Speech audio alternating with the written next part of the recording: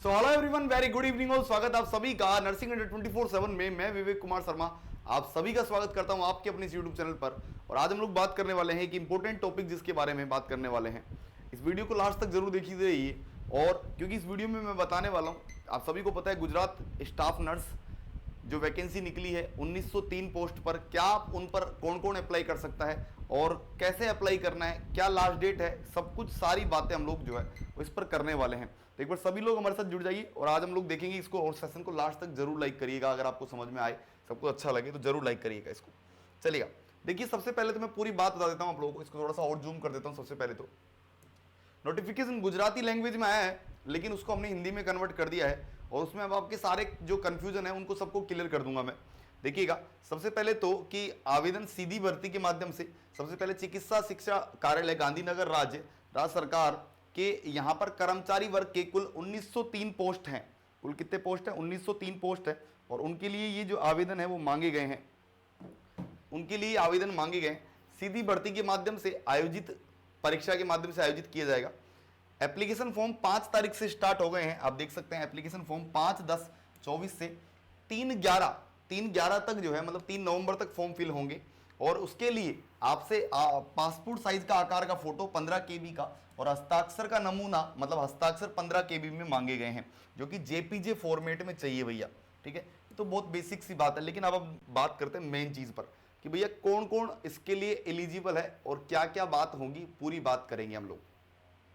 देखिएगा, पहली बात तो कौन कौन इस फॉर्म को भर सकता है, उससे पहले मैं आप लोगों को बता दूं टोटल कितने पोस्ट हैं। लगभग 1903 पोस्ट है। 1803 तो यहां हो गए और पीछे के भी जुड़े हुए हैं। एक बार देखो, नंबर भी लिख रखा है, बता देता हूं एक बार। ये नंबर भी लिख रखा है, देख लीजिएगा टोटल कितने पोस्ट है क्या है।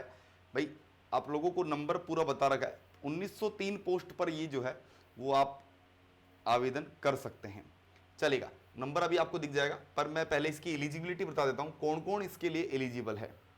बिल्कुल, देखिए पहली बात तो केवल भारत के नागरिक ही, मतलब अदर देश के कोई कैंडिडेट अप्लाई नहीं कर सकते हैं। पहली बात तो चयनित उम्मीदवारों में से विवाहित उम्मीदवारों के मामले में कानूनी पुरुष या महिलाएं वैवाहिक रूप से विवाहित होना चाहिए। ठीक है भैया। केवल गुजरात के SSPW के आरक्षित पद अनुसूचित जाति, अनुसूचित सामान्य, साधारण आरक्षण केवल जातिगत आर्थिक रूप से कमजोर उम्मीदवारों के लिए होगा। दूसरी बात, 33% पोस्ट जो है वो महिलाओं के लिए आरक्षित है। अब देखिएगा, इसमें इंपॉर्टेंट बात यह है शैक्षणिक योग्यता।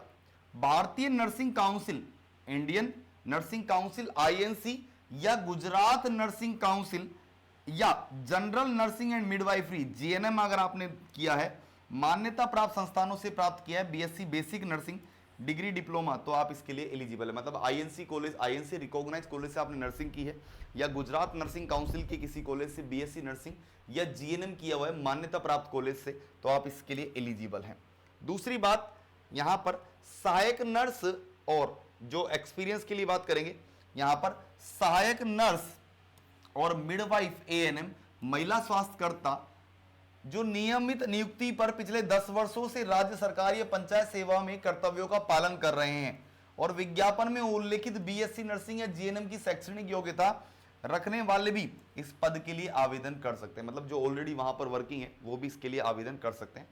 उसके अलावा इसकी उम्र 45 वर्ष से अधिक नहीं होनी चाहिए और उस कार्यालय का अनापत्ति, मतलब नो ड्यूज होना चाहिए, नो ऑब्जेक्शन सर्टिफिकेट होना चाहिए उन लोगों के पास। तीसरी बात, आवेदन के समय ये नहीं कि आप मान लो राजस्थान से हैं और आपके पास गुजरात का नर्सिंग काउंसिल सर्टिफिकेट नहीं है और आप सिलेक्शन के बाद अगर सबमिट कराते हैं तो कोई फायदा नहीं है। आवेदन के समय गुजरात नर्सिंग काउंसिल के साथ साथ पंजीकृत नर्स और पंजीकृत मिडवाइफ का स्थायी और समय समय पर नवीनीकृत पंजीकरण अनिवार्य है। मतलब आपके पास गुजरात नर्सिंग काउंसिल का जो नर्स और मिडवाइफरी जो रजिस्ट्रेशन नंबर है वो होना जरूरी है, उसके अलावा आप इसको अप्लाई नहीं कर सकते हैं। आवेदन पत्र में पंजीकृत नर्स और पंजीकृत मिडवाइफ की पंजीकरण संख्या, समकक्ष योग्यता अवश्य दर्शाई जानी चाहिए, किसी भी अन्य आधार पर विचार नहीं किया जाएगा। और पेपर में दोनों, यहां पर गुजराती और हिंदी भाषा, गुजराती और हिंदी दोनों भाषाओं का पर्याप्त ज्ञान होना चाहिए, क्योंकि पेपर भी गुजराती लैंग्वेज में आने वाला है। 200 MCQ आएंगे, 200 MCQ, जिसमें से 100 MCQ नर्सिंग के होते हैं और अदर 100 MCQ जो होते हैं वो गुजराती जो आपकी लैंग्वेज, कल्चर और वो होते हैं, उनके ऊपर पूछे जाते हैं।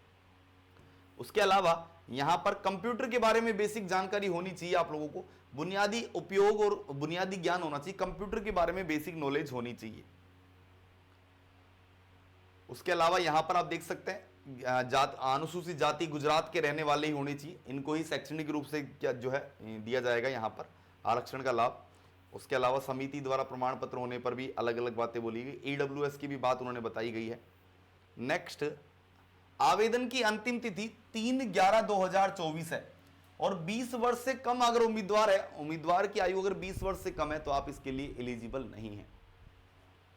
नेक्स्ट, यहां पर और भी बात बता देता हूं, एलिजिबिलिटी क्राइटेरिया पूरा बता दिया मैंने।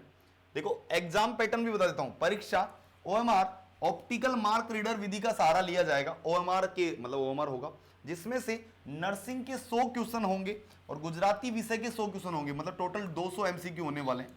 और साथ ही साथ यहां पर पेपर 1 नर्सिंग का होगा, जिसमें फंडामेंटल ऑफ नर्सिंग 20 अंक का, medical surgical nursing MSN 20 number का, मिडवाइफरी और पीडियाट्रिक 20 नंबर का, मानसिक स्वास्थ्य मतलब साइकेट्रिक 20 नंबर का और सामुदायिक स्वास्थ्य नर्सिंग 20 नंबर का होने वाला है। इस तरीके से टोटल 100 एमसीक्यू तो नर्सिंग के होने वाले हैं और प्रत्येक अंक 1 अंक का होना, प्रत्येक अंक 1 अंक ले आओ, इस मतलब 1 अंक सही किया, 1% सही किया और 1 अंक मिल जाएगा।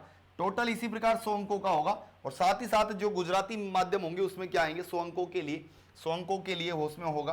पेपर नंबर 2 में गुजराती भाषा के पेपर के लिए पूछे जाना पाठ्यक्रम कक्षा 12 मतलब 12th क्लास के माध्यमिक स्तर से ऊंचे नहीं होंगे, जिसमें 30 अंक व्याकरण साहित्य, कुल अंक 100 होंगे, जिसमें भी 1 अंक का एक अंक मिलेंगे। गलत मार्क के लिए 0.525 की नेगेटिव मार्किंग होगी, मतलब अगर गलत किया 0.25 जो है वो मार्क्स काट ली जाएंगे, मतलब अगर 4 गलत हुए तो 1 नंबर कट जाएगा। और इसके लिए 2 घंटे का समय मिलेगा भाई लोगों, इसके लिए 2 घंटे का समय मिलेगा। लेकिन मेन बात जो है वो आप लोगों को बता दी मैंने कि भैया इसके लिए कौन कौन एलिजिबल है। पहली बात तो आईएनसी रिकॉग्नाइज कॉलेज से हो या गुजरात नर्सिंग काउंसिल का आपके पास सर्टिफिकेट होना चाहिए। तीसरी बात, आप लोगों की उम्र 20 साल से कम नहीं होनी चाहिए। चौथी बात, आपके पास रजिस्ट्रेशन नंबर एकदम नवीन होना चाहिए, नवीनीकृत होना चाहिए। ये नहीं कि आपने पहले कोई करवाया था और बाद में राजस्थान में चेंज करवा लिया, नहीं, ऐसा नहीं चलेगा, नवीन प्रमाण पत्र चाहिए होगा। और उसके अलावा आवेदन की तिथि याद रखिएगा 3 नवंबर तक होगा। उसके अलावा यहां पर आप देखिएगा सामान्य श्रेणी का चयन करने वाले उम्मीदवारों का शुल्क 300 रुपए होगा, प्लस आपको क्योंकि ऑनलाइन 300 रुपए और ऑनलाइन भुगतान का विकल्प भी उपलब्ध होगा, आप ऑनलाइन कर सकते हैं। इस तरीके से आप लोगों को पूरी बात इसके बारे में बता दी भैया, सब कुछ इसके बारे में क्या क्या होगा, हाँ कैसे कैसे करना है, क्या सब कुछ हिंदी में आप लोगों को मैंने बता दिया है। ठीक है, आपको कैसे फॉर्म भरना है ये भी आप यहाँ पर देख सकते हैं इस वीडियो में। इस पीडीएफ को मैं आपको टेलीग्राम ग्रुप पर डाल दूंगा, लेकिन मेन बात कि कौन कौन भर सकता है वो आप लोगों को इस वीडियो में बता दिए गए। तो उम्मीद आप इस क्राइटेरिया को फुलफिल करते होंगे और अभी आप इस फॉर्म को जल्दी से भर सकते हैं, क्योंकि फॉर्म स्टार्ट हो चुका है ऑलरेडी। अगर आप क्राइटेरिया रखते हैं, अगर आप एलिजिबिलिटी क्राइटेरिया रखते हैं तो आप इस फॉर्म को अभी फिल कर सकते हैं। तो थैंक यू सो मच, आप सभी का बहुत बहुत धन्यवाद और हम आपसे मिलेंगे फिर अगली नई वीडियो में। Till then bye bye, take care, thank you so much.